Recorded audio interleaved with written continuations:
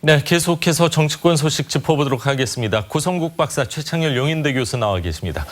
안녕하십니까? 네. 반갑습니다. 자, 보신 것처럼 자유한국당 김성태 원내대표가 폭행을 당했습니다. 드루킹 특검 도입을 촉구하는 단식 농성 중에 이 괴한한테 폭행을 당한 건데요. 국회 정상화도 제동이 걸린 이런 상황입니다. 먼저 영상 보시죠.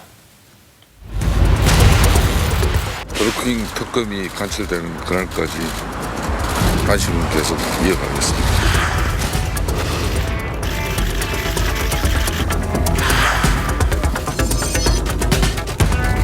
여당이 고집으로 풀리지도 않은데 그렇다고 건강을 해쳐가는데 단식 좀 계속 하시오 말하고 어렵고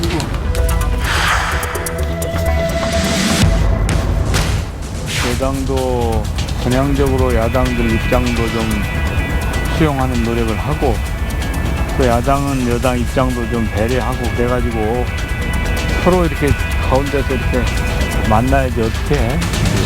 그게 의회주의 아니에요, 그게.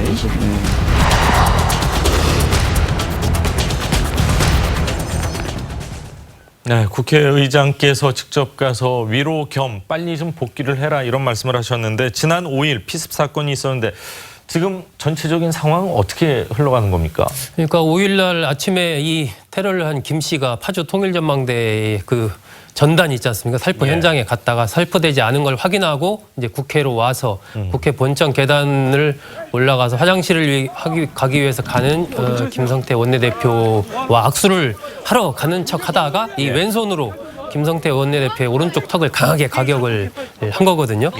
그러면서 이제 김 씨는 이 경찰 조사에서 홍준표 대표도 테러를 하려고 했었다. 뭐 이런 얘기를 했는데 이 서울 남부지검은 결국 이제 국회의원을 그리고 제1야당 원내대표를 테러했다는 것에 관련된 이 사안에 굉장히 중하다라는 부분 그리고 또 하나는 이 범행 태도라든지 범행 이후에 조사받는 여러 가지를 봤을 때 이 재범의 위험성이 있다 해서 어제 구속영장을 청구를 했습니다.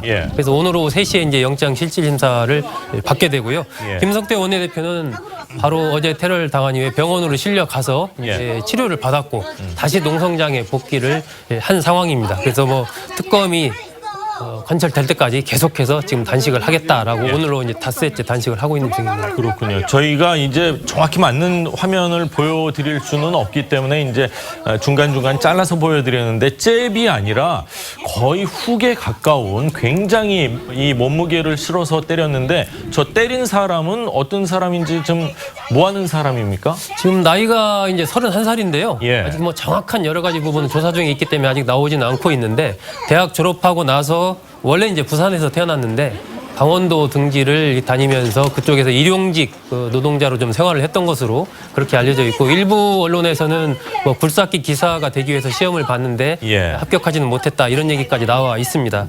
그러면서 본인은 특정 정당에 가입한 사실은 없다라고 지금 얘기를 하고 있고 하지만 범행 현장에서 어떤 한반도의 자주통일을 해보자 또 국회 판문점 선언과 관련해서 국회 비준을 해달라는데 그게 그렇게 어렵느냐 등등 이런 소리를 외친 것으로 알려져 있기 때문에 정치에 대해서 굉장히 좀 관심이 있는 그런 사람 아니냐 뭐 그런 지금 추측도 나오고 있습니다. 네, 자유한국당은 계획된 범죄 가능성 있다 이렇게 주장을 하고 있고요. 민주당은 근거 없는 의혹 부풀리기다 이렇게 맞서고 있습니다. 자, 이번 피습 사건 뭐 절대 있어서는 안 될 국회 내에서 일어난 거 아닙니까? 어떻게 생각하십니까, 고 박사님? 뭐 말씀대로죠. 그런데 저는 국회가 좀 국회 차원에서의 경우가 좀 너무 소홀했다는 점을 먼저 말씀드리고 싶은데요. 김성태 원내대표가 단식 농성한 것이 국회 본회의장 계단 쪽입니다. 바로 아래죠. 그렇습니다. 그리고 단식을 하니까 뭐 각종 이 댓글들이 쏟아졌고 심지어 청와대 청원까지 가지 않았습니까? CCTV 설치해달라. 주문도 그렇게 많이 뭐 배달이 온다고 그러더라고요. 피자하고 치킨이 실제로 정체불명의 사람으로부터 배달되기도 했습니다. 그러니까 여러 가지 상황이 단식 농성을 하는 김성태 원내대표에게 어떤 위해가 가해질 수 있는 분위기였거든요. 그거 다 공개되고 우리가 다 알고 있는 거거든요. 그런데도 별다른 주의 조치 없이 있다가 실제로 테러까지 당해버린 겁니다. 저것은 국회가 테러 당한 거죠. 경찰이 배후 관계를 조사하겠지만 배후가 있든 없든 적어도 저 사람이 매우 계획적으로 행동한 것은 지금까지 드러난 정황만으로 그렇죠. 확실합니다. 그리고 경찰에 연행되어가는 과정에서도 끊임없이 자기 주장을 하지 않습니까? 그 주장이 아까 소 국장 전해주신 대로 주로 정치적인 주장입니다. 자, 그렇다면 이것은 정치적 이유로 가행된 정치적 테러인 것이고요. 그 점과 관련해서는 저는 국회 차원에서 이건 국회에 대한 테러를 규정하고 이게 뭐 여야가 지금 이런 문제에 있어서 또 당리당략으로 이렇게 다툰다면 그야말로 국민적 외면을 받을 겁니다. 그리고 이 사안이 드루킹 특검을 요구한 김성태 원내대표의 단식으로부터 시작된 거 아닙니까? 저는 민주당이 지금 원내대표 선거를 하고 있으니까 지금의 원내대표와 차기 원내 지도부 간에 이 문제를 어떻게 다룰 거냐고 하는 상당히 좀 쉽지 않은 그런 상황임에도 불구하고 어쨌든 지금은 우원식 원내대표가 집권당의 원내 사령탑이니까 이 문제에 관한 한 좀 결단을 내리고 그리고 마무리하는 게 좋다고 생각합니다. 국회 안이 됐건 국회 밖이 됐건 어떠한 이유로도 폭력은 정당화될 수 없죠. 그리고 또 하나가 지금 김성태 원내대표의 이 드루킹 특검 요구하는 단식, 이 단식에 대한 찬반 입장 분명히 있어요. 있다 하더라도 그건 어쨌든 정치인의 정치 행위예요. 단식은. 그리고 드루킹 특검을 도입하자고 하면서 꼭 단식해야 되느냐 이런 이제 논란이 있을 수가 있는데 아무튼 야당 정치인의 이 단식을 저렇게 테러를 가고 가격해서 폭행한다는 건 있을 수가 없어요. 근데 이제 야당은 일단 이 부분을 뭐 정치 테러다라고 규정하고 뭐 일단 테러죠. 근데 이건 배후설을 제기하고 있는데 이 부분은 조금 이제 좀 상황을 정확히 봐야 될 것 같아요. 제가 볼 때는 민주당이나 반대 세력 쪽에서 뭐 배후로 이렇게 해서 얻을 이익이 별로 없어 보여요. 그래서 일단은 뭐 조사를 해봐야지 알겠습니다만 개인적인 일탈을 보입니다. 개인적으로 잘못된 행동을 보이는데 아무튼 지금 야당은 이 부분을 조금 판을 키우려 하는 게 아닌가라는 생각은 좀 들어요. 그런데도 불구하고 단식 중인 원내대표가 야당 원내대표가 이런 이제 그 불의의 습격을 당한 거니까 여기에 대해서 경찰이 구속영장 신청했잖아요. 지금 경찰이 정확하게 조사를 해서 그야말로 배후가 있는지 없는지 살펴봐야 되겠습니다만 아무튼 이것이 또 국회 정상화에 또 걸림돌이 되는 것 같아요. 지금 야당은 어쨌든 이 상황을 계속 좀 동력을 확보하려 하는 것처럼 보이기도 합니다. 어쨌든 여당은 지금 어쨌든 수사를 촉구하고 있습니다만 수사는 수사대로 정확하게 하고 배후 여부를 밝혀내는 건 물론 당연히 중요한 것이고 야당이 너무 이 부분을 가지고 이 전체적인 정치 국회 정상화에 연결시키려는 태도 썩 저는 경계할 필요가 있다고 생각합니다. 그렇군요. 자, 이 사건 이후에 지금 자유한국당은 빠르게 또 움직이는 것 같습니다. 그렇습니다. 일단 내부 결속을 다지면서 그 대여 공세를 굉장히 좀 강화하는 그런 흐름을 보이고 있습니다. 당일날 홍준표 대표가 그 김성태 원내대표를 병원으로 긴급 찾아간 이후에 오늘 오후에 그 자유한국당 비상의원총회를 또 개최를 합니다. 여기에서 여당의 조건 없는 드루킹 특검을 수용해라.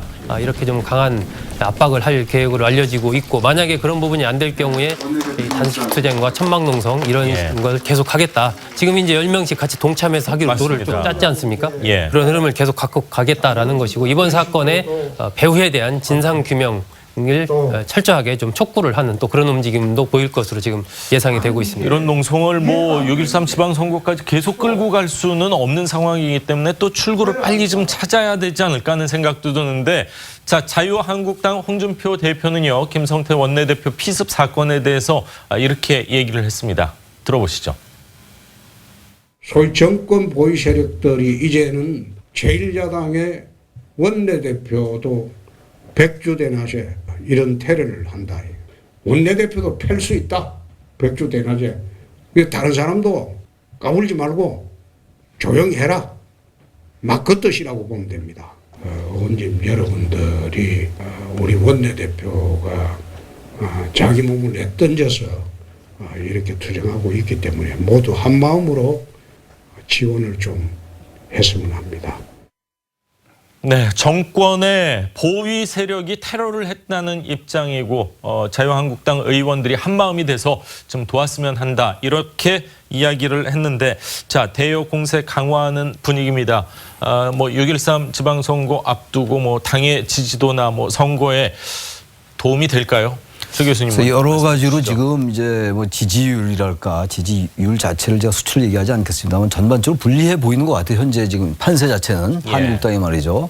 문 대통령의 지지율이 굉장히 높잖아요. 또 그리고 남북 정상회담의 분위기가 계속되고 있는 것이고 예. 또 5월 22일 날 이미 이제 그 한미 정상회담이 예정돼 있고 이런 분위기 속에서 굉장히 돌파구를 열기가 어려운 것 같아요. 특히 드루킹 특검을 계속 주장하고 있는데 지금 여당은 지난번에 그 국회 비준 문제, 남북 정상회담의 결과 판문점 선언 합의에 대한 비준을 좀 논의하면은 특검을 좀 수용할 수 있겠다는 얘기를 했는데 이 부분도 이제 야당은 거부한 상황이에요 지금. 예. 그래서 4월 임시국회가 완전히 뭐 개정 휴업이었잖아요. 본회의 한 번도 열지 못했고 지금 또 5월 14일까지 그 국회의원 4명 출마하는 여야 이 사람들 이분들의 사직서가 처리 안 되면 출마 자체를 못해요. 기본적으로 보궐선거도 내년 4월로 미뤄지고 말이에요. 이런 상황이에요. 국회가 그야말로 지금 진퇴양난인데 지금 여당의 원내대표 임기가 10일까지입니다. 11일 날 여당 원내대표 선출이 있거든요. 이번 주네요. 다. 이번 주에 이번 주. 예. 그러니까 그때 이후로 아마 미뤄질 수 있을 것 같아요. 그리고 국회가 워낙 지금 이렇게 되니까 여야 누가 잘못했다 잘했다 이 정도를 따지는 것도 별로 의미가 없어졌습니다 이제. 예. 그래서 양비론이라는 게 대단히 조심스럽긴 한데 국회 전체가 지금 국민들로부터 의견받고 있는 상황입니다 지금. 예. 오로지 선거 공학적인 이런데 뭐 매몰돼 있는 걸로 보여서 빨리 아까 정세균 의장도 얘기했다시피 드루킹 특검도 좀 여당은 적극적으로 수용을 했으면 좋겠고 제가 계속 하는 겁니다만 물론 여당 입장에서 볼 때는 무리하다 왜 특검 수용하냐라는 입장이 분명히 있습니다. 일정 부분 동조도 합니다만 상황이 이렇게 됐으니까 여당은 좀 풀어주고 야당도 지나치게 이 부분을 과연 드루킹 특검이 꼭 단식거리가 되느냐라는 또 일각의 지적도 있어요. 예. 그렇기 때문에 야당도 이 정도면 충분히 야당의 의지를 보여줬거든요. 예. 그래서 조금씩 정세균 국회의장 말 따나 양보해서 국회 빨리 정상화시켜야 돼. 게다가 이번 주에 또 여당의 새 원내대표가 선출되니까 그때 뭔가 풀리지 않겠는가 기대를 해봅니다. 아니 그런데 새로운 원내대표가 오자마자 꽉 막혀 있으면은 황당하지 않겠습니까? 우원식 원내대표가 어떻게든 풀고 가야 되는 거 아닐까요? 뭐 저도 그렇게 생각합니다. 예. 그런데 지금 한국당의 분위기는 조금 전에 그 의총 모습도 봤습니다만 비장할 수밖에 없죠. 맞습니다. 자기 당의 원내대표가 국회 본관 앞에서 테러를 당한 상황 아닙니까? 그리고 이게 그냥 통상적인 업무를 하다가 테러를 당한 것도 아니고 단식 중인데요. 특검을 촉구하면서 단식 중인 원내대표가 테러 당한 거 아닙니까? 어떻게 보면 뭐 힘이 하나도 없는 상황에서 한 대 맞은 거 아닙니까? 예. 그 홍익표 대표가 정권 보위 세력이 이렇게 표현했습니다. 그러니까 이거는 배후가 있다 없다고는 좀 차원이 다른 거예요. 예. 이를테면은 뭐 말 한마디 좀 마음에 안 들면은 뭐 말폭탄 터트리는 거가 그렇게 아주 이 다반사였지 않습니까? 그건 일종의 언어 폭력인데요. 이제는 구체적으로 이제 육체적 폭력까지 나온 거거든요. 그러니까 야당 대표 입장에서 이 정권 보위 세력에 의한 테러다 이렇게 규정할 만하죠. 상황 자체가. 예. 자 이제 그래서 저는 이 상황에서는 테러 사건이 있기 전까지는 뭐 그래도 뭐 원내대표가 단식을 해도 어떻게든 뭐 협상을 좀 해볼 수 있지 않냐 이렇게 여당에서 생각했을지 모르겠는데 이제 테러까지 발생한 상황에서는 특검을 관철시키지 않고 김성태 원내대표가 단식을 중단할 수 있겠습니까? 후퇴할 수가 없습니다. 한국당 의원들인들 이게 후퇴할 수 있겠습니까? 예. 그러니까 뭐 돌발적으로 발생한 테러 사건이지만 어쨌든 이것이 전국의 흐름을 지금 바꿔버렸습니다. 그래서 저는 더불어민주당이 이거는 특검을 안 받고는 전국을 풀 수 없다고 하는 인식을 분명히 하고 아까 사회자 말씀하신 대로 우원식 원내대표가 마지막으로 이게 정말 유종의 미는 어떨지 모르지만은 결자 해지는 하고 가겠다 이런 차원에서 차기 원내 지도부가 누가 됐건 부담을 최소화하는 의미에서 나는 오늘 내일 중에 우원식 원내대표 결단으로 특검 문제를 처리하는 것이 맞지 않느냐 저는 그렇게 생각합니다. 그리고 기왕이면 그것을 8일 본회의 예정돼 있으니까 저는 내일 중에 그냥 극적으로 풀고 내일 밤 늦게라도 의원직 사퇴서가 처리가 돼서 그렇죠. 출마하려는 사람들도 적어도 법적으로는 그런 문제가 걸리지 않도록 만들 책임이 이 여당 원내대표한테 가장 무겁게 있지 않느냐 저는 그렇게 말씀드리고 싶습니다. 출마를 함으로 인해서 국회의원이 없는 지역구가 한 10개월 동안 유지되는 거 아닙니까? 그거는 막아야 되는 거 아닌가 하는 생각이 드는데 새로운 원내대표가 왔는데 김성태 원내대표에서 내가 얘기 쭉 하던 사람이랑 다른데 뭔 얘기하는 거야? 우린 그동안 이런 얘기해 왔었는데 이런 상황이면은 더 어렵지 않을까? 이래서 혹시 6.13 지방선거까지 꽉 막히는 거 아니냐? 이런 우려도 나오고 있죠, 지금. 그렇습니다. 오늘 내일이 이제 최대 고비가 될 수 있다고 봐야 되겠죠. 원래대로라면 지난 5일 날 이제 원내대표 회동 통해서 무언가 좀 가닥을 잡을 수도 있지 않겠느냐라는 이런 전망이 나왔었는데 그날 이제 김성태 원내대표가 이른바 기습 폭행을 당했단 말입니다. 그러면서 연기가 됐고 어제는 원내 수석부 대표들이 만나기로 했는데 그 여파로 어제도 같이 연기가 돼버렸어요.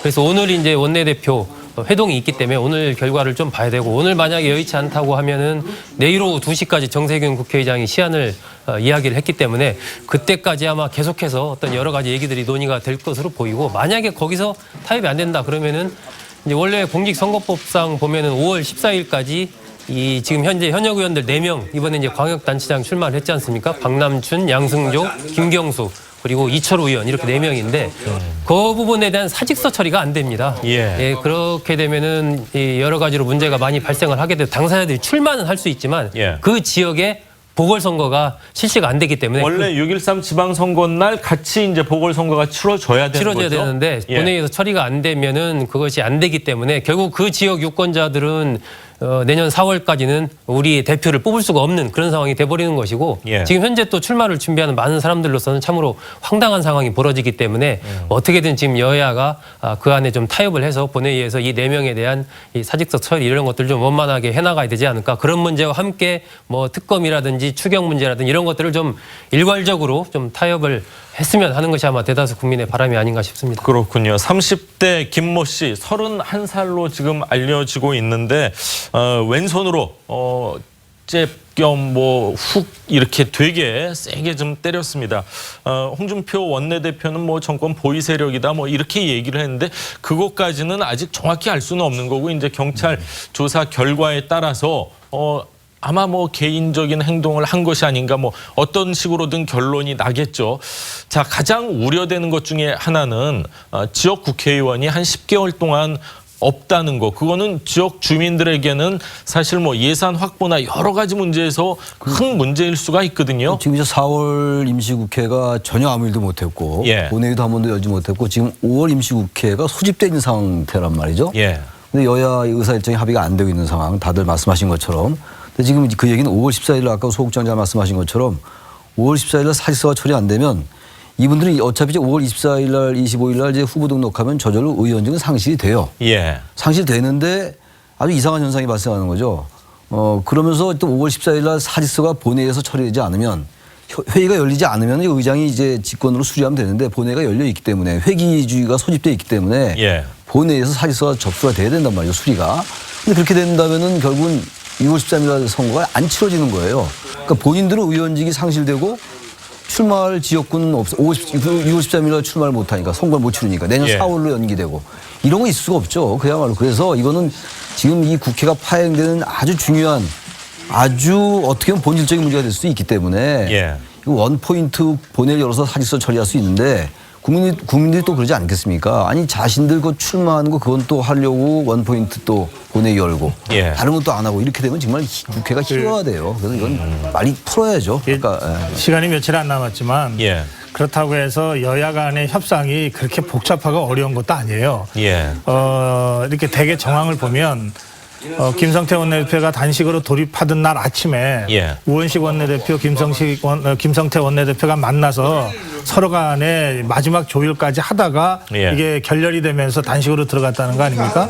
그때 나온 얘기 중에 우원식 원내대표 쪽에서는 특검을 설득을 할 수 있다. 그러나 그 전에 이번 판문점 선언의 국회 비중 문제나 추경까지를 좀 같이 처리하자 이런 요청이 있었고 김성태 원내대표는 비준안은 지금 따를 때가 아니다 하면서 거부한 거거든요. 그렇다면 이제 여권의 의도와 야권의 입장이 다 이미 드러나 있는 상태입니다. 이런 상태에서는 정치적 선택과 결단만 남은 거예요. 정치적 선택과 결단을 하는데 그렇게 며칠씩 걸리지 않습니다. 정치인들 다 A안, B안, 뭐 플랜 B, 플랜 C 다 세워놓고 있기 때문에 저는 정치적 결단만 되면 저는 오늘 밤이라도 내일 아침이라도 이 문제는 다 정치적으로 쉽게 풀릴 수 있다 이렇게 생각하거든요. 그래서 시간에 쫓길 것도 아니다. 이 상황은 만약에 지금 결단 못하면 한 달 후에도 결단 못한다. 이런 관점에서 제가 말씀드립니다. 우원식 원내대표가 임기 마지막에 제대로 된 정치적 결단을 하고 정리해라. 그렇게 제가 말씀드립니다. 그러니까 지금 원래 드루킹 특검 나오기 전에도 야당이 계속 이 국회를 거부해 왔었어요. 근데 일단 드루킹 특검이 발생했습니다. 지금 논란이. 그리고 나서 지금 제가 고 박사가 잘 설명한 것처럼 비준을 얘기했는데 지금 야당은 입장은 좀 바뀌었어요. 비준만 빼면은 방송법이나 추경 이런 거 우리 논의할 수 있다. 특검만 받아주면. 그렇다면은 여긴 특검을 포기할 수 있다는 얘기가 되는 것이고 예. 여당은 지금 비준을 얘기하고 있지만 비준만 좀 북미 정상회담 쪽으로 후로 미루면 예. 방송법이나 추경 예산을 할 수 있다라고 얘기하니까 또 그리고 특검 수용할 수 있다고 했으니까 특검 수용 생각도 있는 거예요. 예. 그럼 다 얘기는 풀려 있는 겁니다 지금. 딱 하나. 국회 동의 문제거든요. 예. 국회 동의는 전 필요하다고 봐요. 반드시 필요하다고 보는데 지금 북미 정상회담도 있고 여러 가지 지금 절차가 많이 남아 있잖아요. 그렇다면은 당장 이 비준 동의를 하고 안 하고가 무슨 결정적으로 남북 관계나 이 세계사적 변화에 무슨 지장을 주는 건 아니기 때문에 예. 여당도 이미 특검 수용할 마음이 있다라고 얘기를 던진 상황이고 야당도 특검을 단식 포기할 수 있다라고 했다면 비준 조금 여당이 미루는 것도 예. 일단 여당이 국정 주도 세력이잖아요. 맞습니다. 그렇게 좀 해서 이거 풀어야죠. 그런 게 오히려 전 여당에게 명분이 있지 않나 생각도 좀 들어요. 예. 국회 비준을 해야 되는 건 많은 국민들이 아마 공감을 할 것 같은데 그럼요, 공감하죠. 예를 들어서 북미 정상회담이 취소될 수도 있는 문제 아닙니까?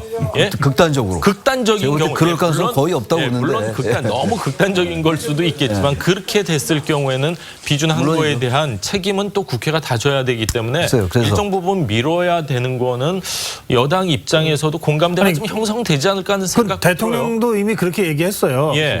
대통령이 수석보좌관에 의해서 비준 얘기를 하면서 북미 정상회담의 추이까지 잘 보아가면서 맞습니다. 국회 비준을 받도록 노력하자 이랬거든요. 예. 그런데 여당이 지금 당장 하자고 주장하는 것 자체가 예. 이게 좀 말이 안 되는 거죠. 예. 자, 이런 모든 일의 시작은 드루킹 이 사건이었습니다.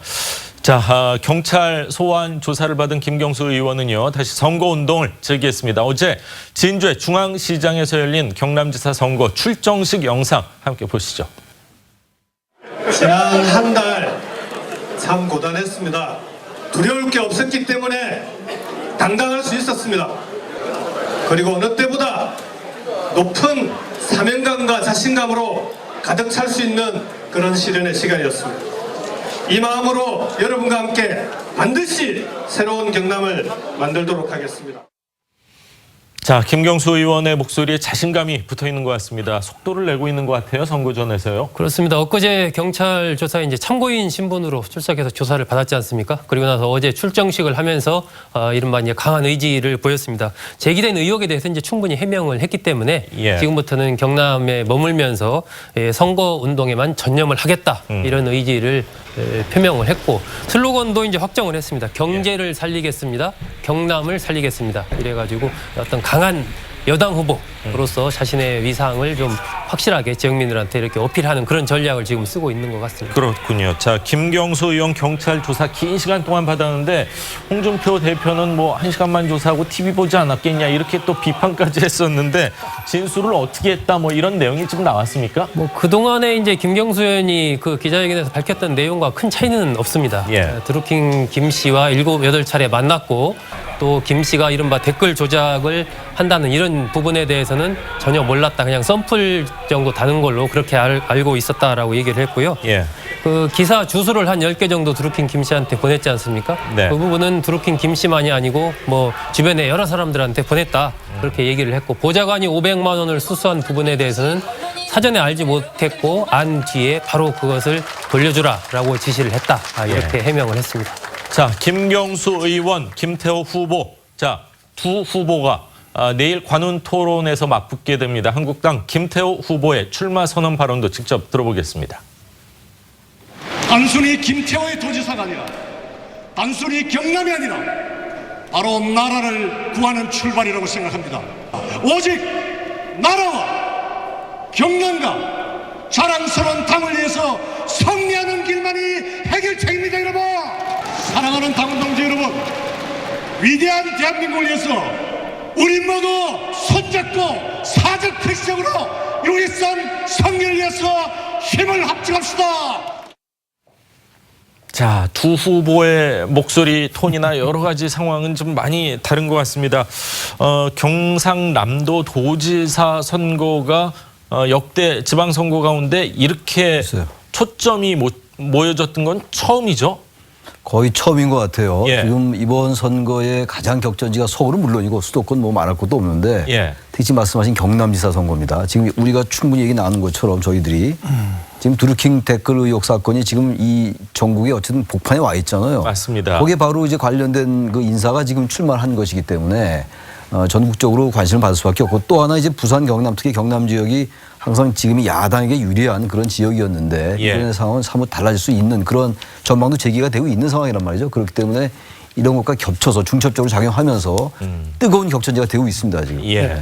이미 김태우 후보는 도지사를 한번 했고 또 총리 지명까지 받았던 사람. 한 번인가요? 네. 2번 아닌가요? 예, 그렇습니다. 두 번을 했죠.